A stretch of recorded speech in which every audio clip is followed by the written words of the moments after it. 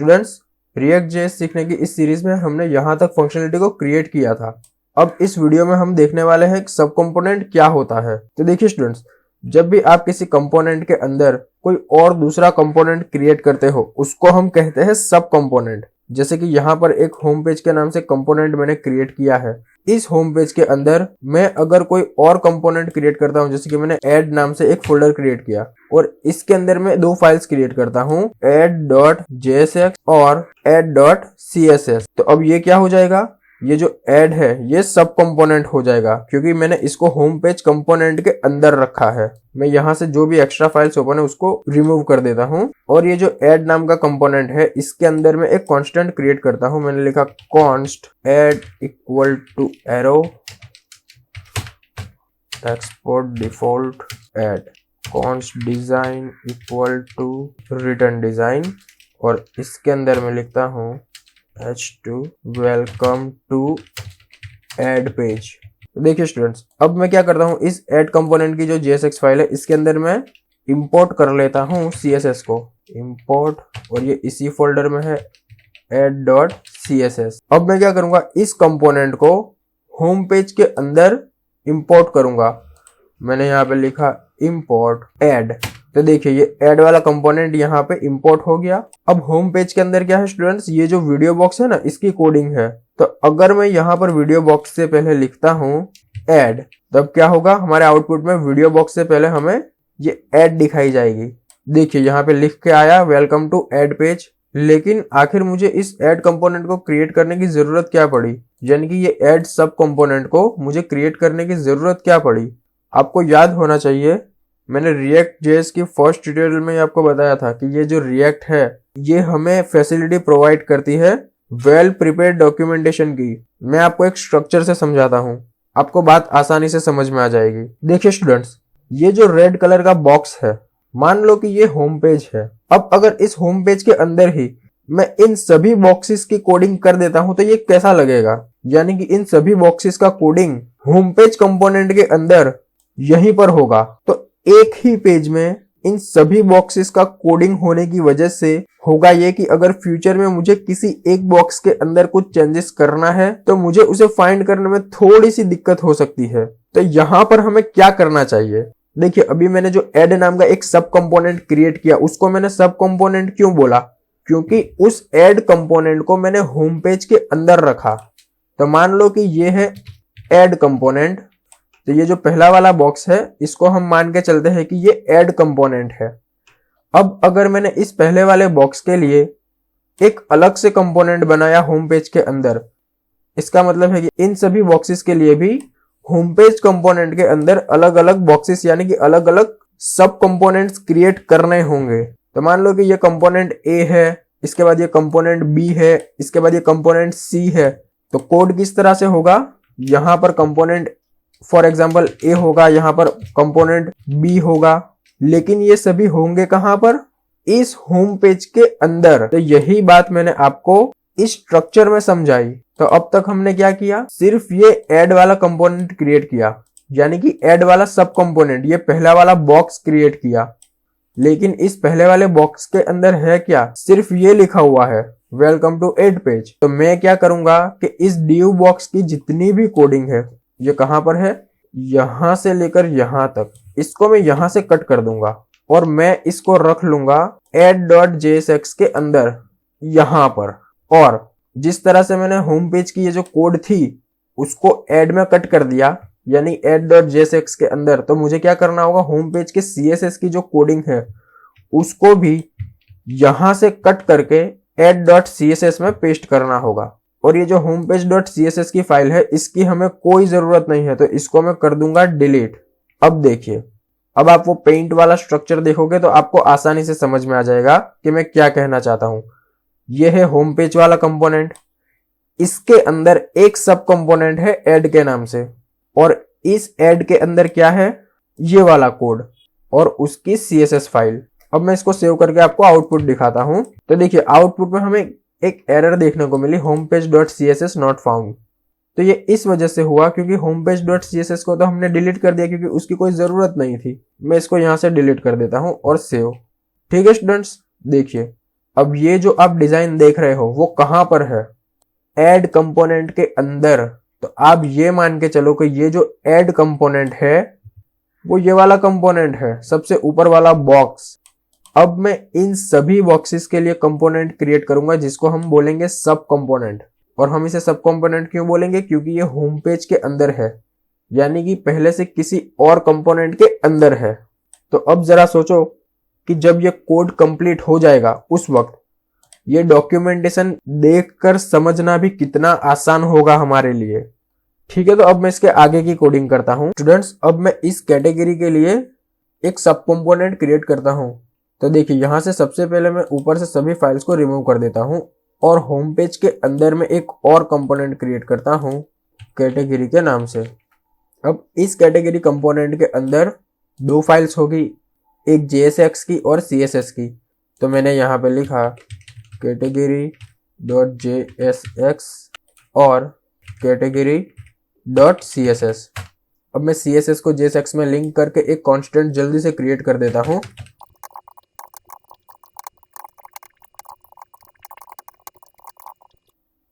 ठीक है स्टूडेंट्स, यहां पर मैंने एक कांस्टेंट क्रिएट कर लिया।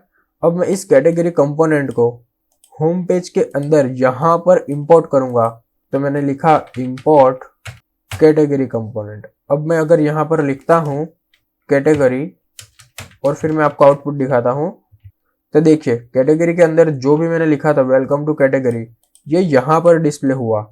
लेकिन मुझे इसको कहां पे दिखाना था?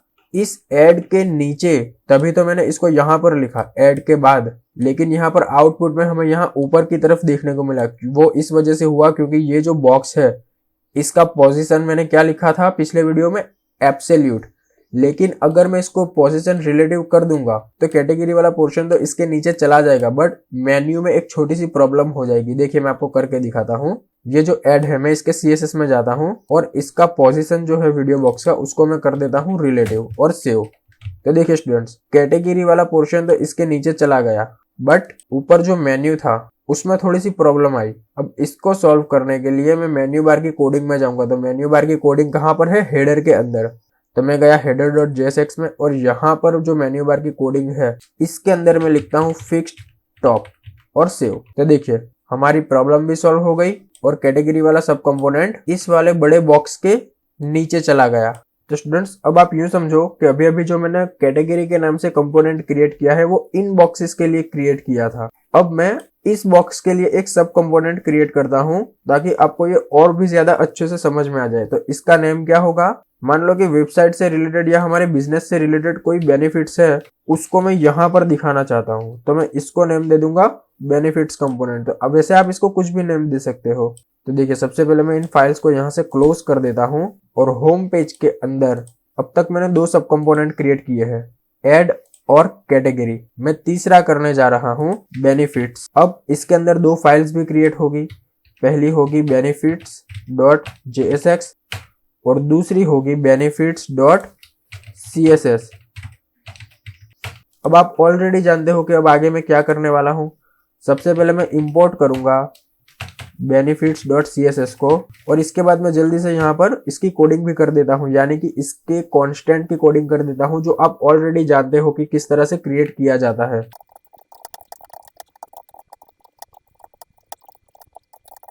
ठीक है, इसको मैंने किया सेव। अब मैं क्या करूंगा, होम पेज के अंदर इसको इंपोर्ट कर लूंगा। जिस तरह से मैंने ऐड और कैटेगरी के सब कंपोनेंट्स क्रिएट किए और उनको इंपोर्ट किया, वैसे ही मैं इसको भी इंपोर्ट कर लूंगा बेनिफिट्स और इसको मैं यहां पर कर दूंगा डिक्लेयर।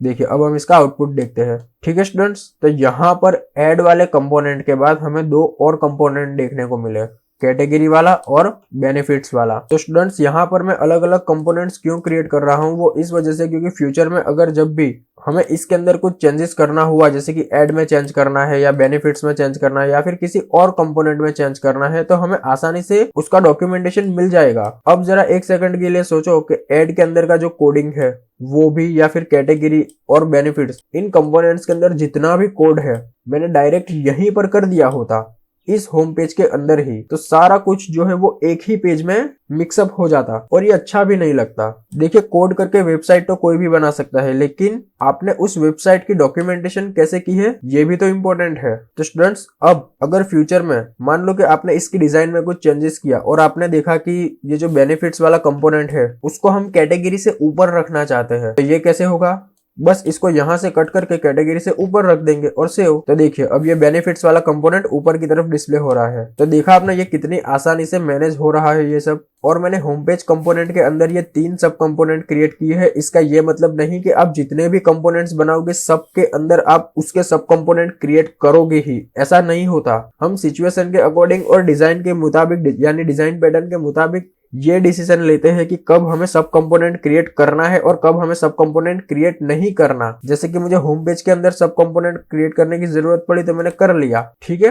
तो स्टूडेंट्स, अब ये जो कैटेगरीज है मैं इसके लिए डिजाइन रेडी करता हूँ। तो मैं क्या करूंगा, एक एक बॉक्स के लिए डिजाइन नहीं क्रिएट करूंगा, बल्कि मैं लूप का यूज करने वाला हूँ। तो देखिए, मैं सबसे पहले तो सिर्फ कैटेगरी वाले कंपोनेंट को ही ओपन करूंगा। यहाँ पर है कैटेगरी, इस वेलकम टू कैटेगरी को डिलीट कर देता हूँ और यहाँ पर मैं फ्रेगमेंट स्टार्ट करूंगा। और इसकी डिजाइन को क्रिएट करने के लिए मुझे बूटस्ट्रैप की हेल्प चाहिए होगी। तो मैं यहाँ पर क्या करूंगा, इंपोर्ट करूंगा फ्रॉम रिएक्ट बूटस्ट्रैप, और इसके अंदर से मुझे चाहिए होगा कंटेनर, रो और कॉल। अब देखिए स्टूडेंट्स, अगर यहाँ पर मैं इस तरह से लिखता हूँ कंटेनर और फिर मैं इसके अंदर लिखता हूँ रो, तो अगर मैंने इसको यहाँ पर इस तरह से लिखा है तो मुझे इसको इंपोर्ट भी तो करना होगा। तो इसी वजह से मैंने यहाँ पर रिएक्ट बूटस्ट्रैप के अंदर से पहले ही इसको इंपोर्ट कर लिया। अगर ये लिखने के साथ साथ मैं अगर इसको इंपोर्ट नहीं करूंगा तो हमें एरर देखने को मिलेगी। अब जैसा कि मैंने आपको कहा कि मैं लूप चलाने वाला हूँ, तो यहाँ पर जो कॉल है यानी कि ये कॉलम, इसको अगर मैं इस तरह से लिखूंगा तो मुझे एक ही बॉक्स देखने को मिलेगा, लेकिन मुझे इस बॉक्स को यानी कि इस कॉलम को एक से ज्यादा बार एग्जीक्यूट करवाना है। तो मैं क्या करूंगा, इसको यहां पर नहीं लिखूंगा बल्कि मैं एक एरे क्रिएट कर लूंगा। मैंने लिखा कॉन्स्ट एरे इक्वल टू, इसके अंदर मैं कुछ अभी इस तरह से डेटा रख देता हूं 1 2 3 4 एंड 5। तो अब इस एरे के अंदर कितना डेटा है 5। इसके बाद मैं यहाँ पर एक कांस्टेंट क्रिएट करूंगा। देखिए स्टूडेंट्स, ये स्टेप जब कंप्लीट हो जाएगा उसके बाद आपको आसानी से ये समझ में आ जाएगा कि मैंने ये एरे क्रिएट क्यों किया और इसने किस तरह से अपना काम किया। देखिए, मैं यहाँ पर लिखता हूँ const column equal to arrow. यहाँ पर मैं क्या कर रहा हूँ, एक इंटरनल कंपोनेंट क्रिएट कर रहा हूँ। इंटरनल कंपोनेंट के बारे में मैंने आपको ऑलरेडी बता रखा है। देखिए, कॉन्स्ट डिजाइन और रिटर्न डिजाइन, इसी के अंदर मैं क्या करूंगा, कॉल को लिखूंगा। तो स्टूडेंट्स, ये जो कॉल है इसको अभी मैंने कुछ देर पहले यहां पर लिखा था, लेकिन मैं इसको यहां पर नहीं लिखूंगा क्योंकि मुझे इसे लूप के अंदर रखना है। तो मैं इसको यहां से डिलीट करके एक इंटरनल कंपोनेंट क्रिएट करूंगा और उसी के अंदर मैं कॉल को रखूंगा। लेकिन अभी भी ये लूप के अंदर तो नहीं है, तो लूप के अंदर एग्जीक्यूट करवाने के लिए मैं क्या करूंगा, इस एरे का यूज कर लूंगा जिसका साइज है 5। तो यहाँ पर एरे का नाम है ARR डॉट जावास्क्रिप्ट के इवेंट का मैं यूज करूंगा मैप का, और इसके अंदर मैं कॉल बैक फंक्शन का यूज करूंगा। लेकिन एक मिनट, देखिए मैं इसको यहाँ पर इस तरह से नहीं लिख सकता, मुझे टेम्पलेट लिटरल का यूज करना होगा। हाँ, अब ठीक है। और मैप के अंदर मैं कॉल बैक फंक्शन का यूज करूंगा कुछ इस तरह से। तो स्टूडेंट्स, अब इस कोड को आप ध्यान से फिर से एक बार समझ लीजिए कि यहाँ पर मैंने किया क्या। ये जो कंटेनर है इसके अंदर एक रो है, उस रो के अंदर मुझे 5 कॉलम्स चाहिए क्योंकि 5 बॉक्सेस मुझे क्रिएट करने हैं। तो यहाँ पर मैंने एरे का यूज कर लिया। अब एरे का यूज मैंने किस तरह से किया इसको समझिए। एक एरे यहाँ पर है जिसका साइज है 5। इसके अलावा मैंने एक इंटरनल कंपोनेंट क्रिएट करके रखा है। इस इंटरनल कंपोनेंट के अंदर क्या है, कॉल, यानी कि वो बॉक्स। इस बॉक्स को मैंने रखा है कॉलम वाले इस फंक्शन के अंदर। तो अगर इस फंक्शन को यानी कि इस इंटरनल कंपोनेंट को मैं यहाँ पर इस लूप के अंदर डिक्लेयर कर देता हूँ तो क्या होगा, मैं काम करता हूँ इसका C कैपिटल कर देता हूँ। अब देखिए, इस कंपोनेंट को मैंने यहाँ पर इस लूप के अंदर डिक्लेयर कर दिया, तो ये लूप तो 5 बार एग्जीक्यूट हो रहा है। तो इसका मतलब है कि ये इंटरनल कंपोनेंट भी 5 बार एग्जीक्यूट होगा, ये वाला। और जब ये 5 बार एग्जीक्यूट होगा तो इसके अंदर मैंने लिखा क्या है, ये वाले कॉल का यूज किया है। अगर मैं यहाँ पर लिख देता हूँ अर्सिल, और फिर मैं इसको रन करने से पहले क्या करूंगा, इसको फ्रेगमेंट के अंदर रख लूंगा। अब मैं इसका आउटपुट आपको दिखाता हूँ, और ये आउटपुट।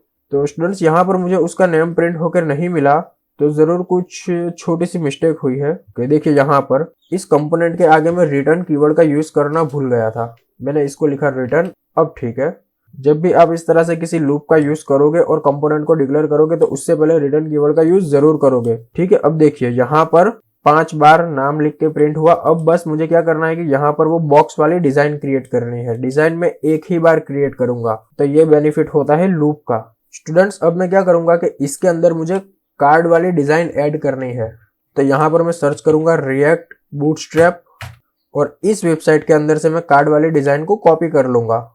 तो यहाँ पर है, ये रहे कार्ड और ये रहा उसका डिजाइन। मैंने इसको कर लिया कॉपी और पेस्ट। मैं इसको थोड़ा सा अरेंज कर लेता हूँ, ठीक है। इस वक्त मैं अगर इसको सेव करूं और इसका आउटपुट देखूं तो मुझे एरर देखने को मिलेगी। देखिए, क्योंकि मैंने कार्ड को कॉपी पेस्ट तो कर लिया लेकिन उसको इंपोर्ट नहीं किया। रिएक्ट, ये कार्ड कहाँ से हमें मिला है? रिएक्ट बूटस्ट्रैप के अंदर से। तो आप यहाँ पर देखिए कि कहाँ पर कौन कौन से टैग है। एक तो यह रहा कार्ड, तो मैं इसको यहाँ पर इंपोर्ट करूंगा। इसके अलावा है ये बटन, तो मैं बटन को भी यहाँ पर इंपोर्ट करूंगा और सेव। देखिए स्टूडेंट्स, यहाँ पर ये इस तरह से हमें कार्ड प्रिंट होके मिले। अब मुझे इसमें से जिसकी जरूरत नहीं है उसको मैं रिमूव कर दूंगा। जैसे कि इस बटन की जरूरत नहीं है तो मैंने किया बटन को डिलीट, यहाँ से भी रिमूव कर देता हूँ बटन को। इसके अलावा ये इमेज, मुझे इमेज की भी कोई जरूरत नहीं, तो मैंने इमेज को भी कर दिया डिलीट। मुझे यहाँ पर सिर्फ कार्ड की बॉडी की जरूरत है। मैंने किया इसको सेव और रन। तो देखिए विड्थ ज्यादा होने की वजह से ये नीचे ब्रेक होके आ गया। मैं इस स्टाइल के अंदर से विड्थ को भी यहाँ से डिलीट कर देता हूँ। अब देखते हैं आउटपुट। देखिए स्टूडेंट्स, ये कुछ इस तरह से देखने को मिला। और आप ये मेन्यू बार देखो स्टूडेंट्स, यहाँ पर मैंने इसके बैकग्राउंड कलर में कुछ भी नहीं दिया, ये ट्रांसपेरेंट है। इस वजह से क्या हुआ कि इसके बाद का जो कंटेंट है वो भी हमें इसके नीचे दिखाई दे रहा है। तो इस प्रॉब्लम को हम बाद में सॉल्व करेंगे, अभी आप सिर्फ कार्ड पे फोकस करो। अब देखिए, ये जो कार्ड है इसका कोडिंग यहाँ पर कंटेनर के अंदर है, तो मैं इस कंटेनर के अंदर क्लास नेम प्रॉपर्टी का यूज करूंगा और मैं यहाँ पर लिखता हूँ कार्ड बॉक्स और मुझे इसके CSS में कुछ डिजाइन करना है। देखिए, मैं इसको CSS में इस क्लास को लिखता हूँ और इसका पोजीशन होगा रिलेटिव और टॉप से मैं इसको लिखता हूँ -50 पिक्सल। तो देखिए स्टूडेंट्स, ये नीचे से ऊपर की तरफ थोड़ा सा अरेंज हुआ। मैं एक काम करता हूँ, मैं लिखता हूँ -65 पिक्सल। ओके, अब इस कार्ड के अंदर मैं थोड़ी सी पैडिंग ऐड करना चाहता हूँ। तो यहाँ पर कार्ड है कॉल के अंदर, तो यहाँ पर मैं लिख दूंगा class name equal to py-for और सेव। ठीक है, कुछ इस तरह से देखने को मिला। मैं एक काम करता हूँ px-for लिखता हूँ, मैंने गलती से py-for लिख दिया। अब ठीक है, ये जो कार्ड की बॉडी है मैं चाहता हूँ कि ये टेक्स्ट सेंटर में आए, तो मैं यहाँ पर इस कार्ड बॉडी के अंदर लिखूंगा class name equal to text hyphen center और py यानी कि पैडिंग टॉप बॉटम 5 और सेव। तो देखिए स्टूडेंट्स, पैडिंग टॉप बॉटम हमें देखने को मिली यहाँ पर, और ये जो कार्ड का टाइटल था और टेक्स्ट ये सब कुछ सेंटर में हो गया। अब मैं काम करता हूँ, यहाँ पर एक div एलिमेंट को क्रिएट करता हूँ और इसके क्लास नेम की प्रॉपर्टी होगी आइकॉन। इस आइकॉन को मैं CSS में सिलेक्ट करता हूँ और इसकी हाइट और विड्थ होगी 100 पिक्सल। इसके अलावा यहाँ पर मैं लिखता हूँ बैकग्राउंड #F5 मार्जिन 0 ऑटो और सेव। तो हमें ये कुछ इस तरह से देखने को मिला। अब ध्यान से देखो, मैं एक काम करता हूँ, इसका कलर थोड़ा सा डार्क कर देता हूँ ग्रे, और मैंने लिखा बॉर्डर रेडियस 50%।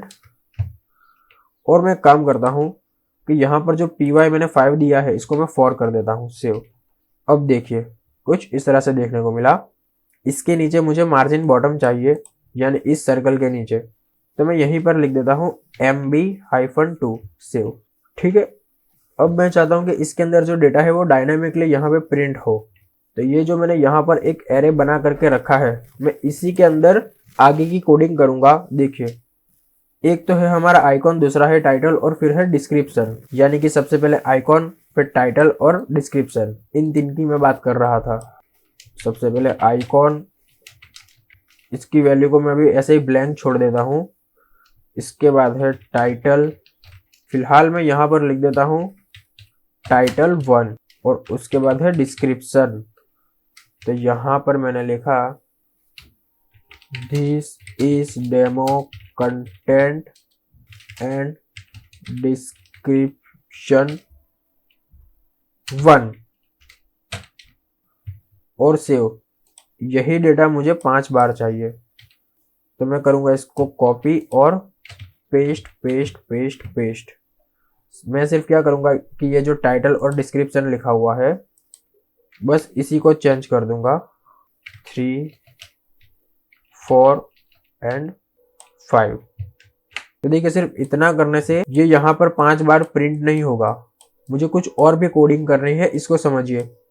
देखिए स्टूडेंट्स, मुझे इस डेटा को सेंड करना होगा यानी कि भेजना होगा, तो मैं क्या करूंगा, जहां से मैंने इस कॉलम को रिटर्न करवाया है मैं इसी के अंदर लिखता हूं डेटा और इसी के अंदर मैं सेंड कर दूंगा। लेकिन मैं सेंड क्या करूंगा, डेटा हमें मिल कहां से रहा है, एरे के अंदर से। तो यहां पर मैंने इस पैरामीटर के अंदर अब तक तो कुछ रिसीव किया ही नहीं, तो पहले मुझे रिसीव भी करना होगा। देखिए कंफ्यूज मत होना, ये जो एरे है ना, ये रहा एरे, इसके अंदर ये वाली आइटम्स है, तो मैं इसको यहाँ पर इस पैरामीटर के अंदर रिसीव करूंगा आइटम्स, और इस आइटम्स के डेटा को मैं सेंड कर दूंगा। मैंने लिखा आइटम्स, तो जो मैप के अंदर यानी कि जो एरे के अंदर है उसको मैंने कहां पर भेजा, कॉलम के अंदर। यहां से सेंड किया ना इस डेटा के अंदर, तो ये जाएगा कॉलम के अंदर। अब मैं कॉलम के अंदर इसको रिसीव कर लूंगा, तो कॉलम वाला कोडिंग कहां पर है, यहाँ पर है। तो इसको रिसीव करने के लिए मैं यहाँ पर लिखता हूँ रिसीव्ड, क्योंकि ये डेटा हमें यहाँ पर रिसीव होके मिला। अब देखिए मुझे उसके अंदर से टाइटल को एक्सेस करना है, तो मैं यहाँ पे लिखूंगा जो भी रिसीव्ड हुआ है उसके अंदर से डेटा। लेकिन एक मिनट में इसको इस तरह से नहीं लिख सकता, टेम्पलेट लिटरल के अंदर लिखूंगा जो भी रिसीव हुआ है उसके अंदर से डेटा एक्सेस होना चाहिए टाइटल का। मैंने किया सेव। तो देखिए स्टूडेंट्स, यहाँ पर टाइटल तो डायनेमिकली प्रिंट हो गया, टाइटल 1 2 3 4 5। वैसे ही मैं डिस्क्रिप्शन को प्रिंट करना चाहता हूँ, तो क्या करूंगा, इस कोड को यहाँ से डिलीट कर दूंगा और यहाँ पर मैं टेम्पलेट लिटरल का यूज करके लिखूंगा कि भाई जो भी रिसीव्ड हुआ है उसके अंदर से डेटा एक्सेस होना चाहिए डिस्क्रिप्शन का। सेव और रन। तो देखिए अब ये डेटा यहाँ पर डायनेमिकली प्रिंट हो रहा है। स्टूडेंट्स, अब मैं इस डिजाइन को सही से अरेंज करने के लिए यहाँ पर लिखता हूँ MD यानी कि मीडियम डिवाइस। इससे होगा ये कि जब हमारी वेबसाइट का कंटेंट मोबाइल या टैबलेट पे ओपन होगा तब ये जो कार्ड की कॉलम है वो ब्रेक हो जाएगी। ये देखिए जैसे कि यहाँ पर ब्रेक हो गई, तो ये ब्रेक एक के बाद एक इस वजह से हुई क्योंकि मैंने इस कॉल के अंदर MD पास किया। लेकिन अभी भी प्रॉब्लम है कि ये देखिए ये एक दूसरे से बिल्कुल कनेक्टेड है। अगर मैं यहाँ पर पास कर देता हूँ MT-4 यानी कि मार्जिन टॉप 4, तब देखिए अब इन सब के बीच में थोड़ी सी गैप है। लेकिन स्टूडेंट्स, यहाँ पर मैंने जो मार्जिन टॉप यानी कि MT4 लिखा, इससे होगा ये कि डेस्कटॉप पर भी MT4 हो जाएगा। मुझे ये सिर्फ मोबाइल या टैबलेट पे चाहिए, तो मैं यहाँ पर लिखूंगा MT-MD0। ठीक है, अब हम आइकॉन को सेट करते हैं।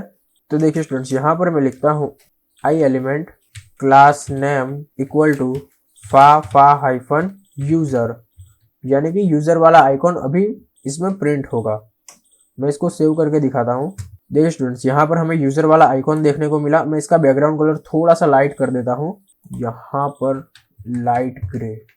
अब ठीक है, मुझे इसकी साइज थोड़ी सी बढ़ानी है, तो मैं यहाँ पर लिखूंगा style equal to template literal के अंदर फॉन्ट साइज 50 पिक्सल। ठीक है, तो ये कुछ इस तरह से देखने को मिला। अब मैं इसको इस सर्कल के अंदर सेंटर में रखना चाहता हूँ। तो ये वाला आइकॉन कहाँ पर है, इस डिव एलिमेंट के अंदर। तो मैं क्या करूंगा, इस डिव एलिमेंट के अंदर डी फ्लेक्स को पास करूंगा और इस आइकॉन को सेंटर में रखने के लिए मैं यहाँ पर लिखूंगा जस्टिफाई कंटेंट सेंटर और सेव। तो देखिए ये हॉरिजॉन्टली सेंटर में आ गया। अब अगर मुझे इसे वर्टिकली भी सेंटर में करना है तो मैं यहाँ पर लिखूंगा अलाइन आइटम्स सेंटर।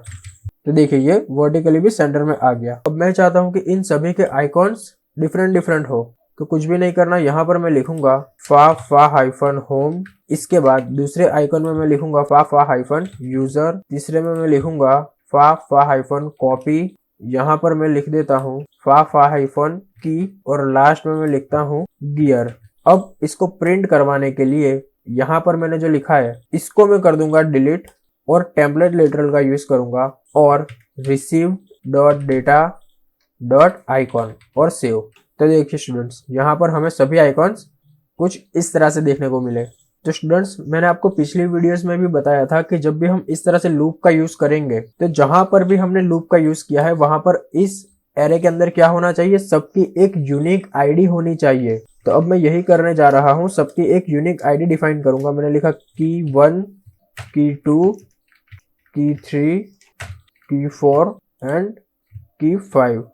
अब जहां पर मैंने लूप को एग्जीक्यूट करवाया है वहां पर यानी कि इस कॉलम के अंदर मैं की प्रॉपर्टी को पास कर दूंगा और इसके अंदर मैं लिख दूंगा आइटम्स डॉट आईडी। ठीक है, तो यहाँ पर इस लूप के अंदर की डिफाइन करने के बाद अगर मैं इसको इंस्पेक्ट में जाकर कंसोल में चेक करूंगा तो हमें यहाँ पर कोई भी एरर देखने को नहीं मिलेगी। लेकिन अगर आप की डिफाइन नहीं करोगे तो यहाँ पर डेफिनेटली आपको एरर देखने को मिलेगी। तो ये बात आपको याद रखनी है। तो स्टूडेंट्स इस वीडियो में हमने क्या सीखा कि किस तरह से हम कंपोनेंट के अंदर सब कंपोनेंट क्रिएट करते हैं, जिसकी वजह से हमें एक वेल प्रिपेयर्ड डॉक्यूमेंटेशन देखने को मिलता है और हम फ्यूचर में भी आसानी से कोड कर सकते हैं। अगर आपको ये वीडियो पसंद आई हो तो आप इस वीडियो को लाइक कर सकते हो, इस चैनल को भी सब्सक्राइब कर सकते हो और मेरी एक छोटी सी हेल्प जरूर कर देना। जो भी बच्चे कोडिंग सीखना चाहते हैं उन तक इस चैनल की लिंक को जरूर शेयर करें। इस चैनल पर आप C++, जावा, पाइथन, SQL डेटाबेस, एंड्रॉइड से रिलेटेड वीडियोस और भी बहुत कुछ सीख सकते हो। मिलते हैं हम नेक्स्ट वीडियो में, तब तक के लिए बाय।